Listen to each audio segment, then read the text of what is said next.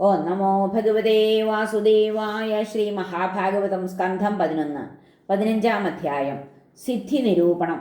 ശ്രീ ഭഗവാൻ പറഞ്ഞു: ജിതേന്ദ്രിയൻ ജിതശ്വാസൻ മനസ്സെന്നിലുറച്ചവൻ ലക്ഷ്യം തെറ്റാത്തവൻ യോഗി നേടുന്നു പരസിദ്ധിയും. ഉദ്ധവൻ പറഞ്ഞു: ഏതേതു കൊണ്ടച്യുത കൈവരും ഏതേതു സിദ്ധികൾ? സിദ്ധി എത്ര തരം ചൊല്ലിത്തന്നാലും യോഗി സിദ്ധിത. ശ്രീ ഭഗവാൻ പറഞ്ഞു: സിദ്ധി ധാരണയും ചൊൽവൂ 18 യോഗികൾ. 8 നമ്മൾ പരം മുഖ്യം, ബാക്കിയിൽ ത്രിഗുണം വരും.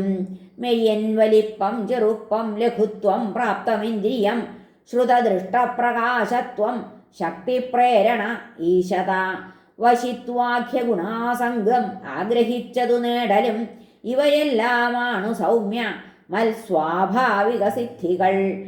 ക്ഷുദ്ദാഹശൂന്യമാം ദേഹം ദൂരശ്രവണകീർത്തനം മനോവേഗം കാമരൂപം പരകായ പ്രവേശനം സ്വച്ഛന്ദമൃത്യു സുരതന്റെതിക്രീഡാനുദർശനം സങ്കൽപ്പിച്ചതു സിദ്ധിക്കൽ തടവില്ലാത്ത യാത്രകൾ. ത്രികാലജ്ഞത അദ്വന്ദ്വം പരചിത്താദ്യഭിജ്ഞത തീയർക്കണ്ണീർ വിഷം ബാധിച്ചിടായ്മ അപരാജയം. ഇവയത്രേ ചുരുക്കത്തിൽ യോഗധാരണ സിദ്ധികൾ. ഏതു ധാരണയാൽ ഏതുണ്ടാവുമെന്നിനെ കേൾക്കുക. ഭൂതസൂക്ഷ്മതയാം എന്നിൽ അതാം ചിത്തമുടക്കണം. തന്മാത്രോപാസകൻ എൻ്റെ അണിമാസിദ്ധി കൈവരും. മഹത്തത്വോപാധി എന്നിൽ തത്സമാശയമൂന്നിയാൽ അതാതിൻ്റെ വലിപ്പത്തെ പ്രാപിച്ചിടുന്നു യോഗികൾ. ചിത്തം ലയിച്ചു ഞാനാകും പരമാണുവിലെങ്കിലോ യോഗി പോകുന്നു ലഘിമ കാലത്തിൻ്റെ സുസൂക്ഷ്മത. സത്യാഹങ്കാരത്തിൽ എന്നിൽ മനസ്സേകാഗ്രമാക്കിയാൽ പ്രാപ്തി സർവേന്ദ്രിയാത്മത്വം വരിപ്പൂ മതുപാസകൻ. മഹത്തിൽ ആത്മസൂത്രത്തിൽ മനസ്സൂന്നുമുപാസകൻ പ്രാകാശ്യം എന്ന മൽസൂത്രാത്മോപാധികീശനായി വരും. ത്രിഗുണേശൻ കാലരൂപൻ വിഷ്ണുവിൽ ചിത്തം ത്രിഗുണേശൻ കാലരൂപൻ വിഷ്ണുവിൽ ചിത്തമൂന്നുവോൻ ഈശിത്വത്താൽ നിയന്ത്രിക്കും സർവദേഹാത്മവൃത്തിയെ. ഭഗവാൻ നാരായണനാം ചതുർത്ഥാഖ്യത്തിൽ ആശയം ഉറച്ചവൻ. ഗുണാതീതൻ മദ്വശിതം വരിച്ചവൻ. നിർഗുണ ബ്രഹ്മത്തിൽ എന്നിൽ മനഃശുദ്ധി രമിച്ചവൻ. പരമാനന്ദം വരിച്ചാലൊടുങ്ങി കാമമത്രയും. ശ്വേതദ്വീപേശനാം ധർമാത്മാവെന്നിൽ കേവലാശയമുറച്ചവൻ. ശ്വേതനായി ദ്വന്ദ്വമാറും വെടിഞ്ഞവൻ. ആകാശരൂപമെൻ പ്രാണഘോഷമുള്ളിൽ വഹിപ്പവൻ. എങ്ങിരുന്നും കേട്ടറിവൂ സർവപ്രാണിസ്വരങ്ങളും. സൂര്യനിൽ കണ്ണിൽ സൂര്യനെ ചേർത്തുകൊണ്ടതിൽ എന്നെ ധ്യാനിപ്പവൻ കാൺമൂ പാരിലെങ്ങേതു വസ്തുവും. ദേഹം ചിത്തം വായു മൂന്നും എന്നിൽ ബന്ധിച്ച മന്മയൻ മനസ്സെത്തുന്നിടത്തൊക്കെ എത്തിപ്പൂ തൻ്റെ ദേഹവും. മനസ്സെടുത്തുകൊണ്ടെപ്പോൾ ഏതു രൂപം കുതിപ്പിതോ അതായിത്തീരുന്നവൻ യോഗി അവനെ കാമരൂപിയം. പരകായ പ്രവേശാർത്ഥിഭാവം കൊണ്ടതിൽ വാഴണം. ഉടൽ വിട്ടുടലിൽ കാറ്റായി വണ്ടുപോലെ കടക്കണം. ഗുദത്തിൽ കുതികാൽ കുത്തി ഹൃത്തിൽ മാറിൽ കഴുത്തിലായി മൂർധാവിലെത്തിയാൽ ബ്രഹ്മരന്ധ്രത്താൽ ഉയിർ പോക്കണം.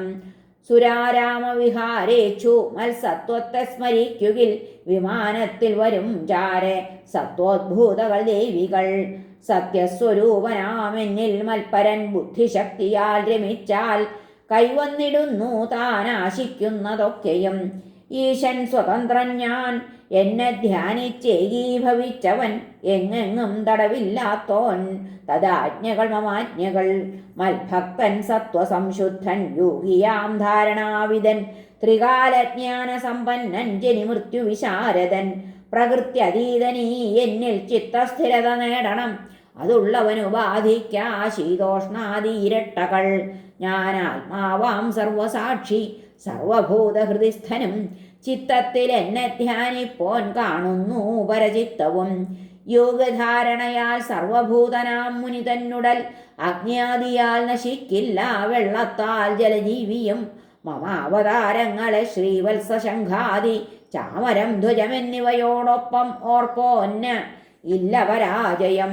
ഹരേ, യോഗസാധനയാൽ എന്നെ ധ്യാനിക്കുന്ന മുനീന്ദ്രനെ തൊട്ടുരുമ്മും സിദ്ധികളാണിത്ര നേരം പറഞ്ഞവ. ജിതേന്ദ്രിയൻ ജിതശ്വാസൻ ബഹിർമുക്തനുമാം മുനി എൻ്റെ ധാരണയുൾക്കൊണ്ടാൽ എന്തവനുള്ളു ദുർലഭം.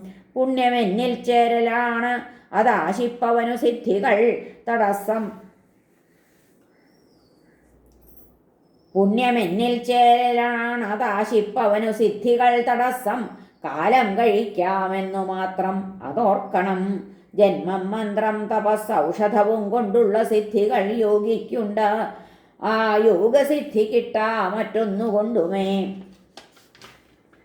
ബ്രഹ്മവാദം യോഗ സാഖ്യധർമ്മങ്ങൾ മുതലായതിൽ ഞാനേ സമസ്ത സിദ്ധിക്കും ഹേതു പാലകൻ ഈശ്വരൻ. സമസ്ത ജീവികളിലും പഞ്ചഭൂതങ്ങൾ എന്ന പോൽ ഉള്ളിൽ പുറത്തും ആത്മാവായി വാഴ്വവൻ ഞാൻ അനാവൃതൻ.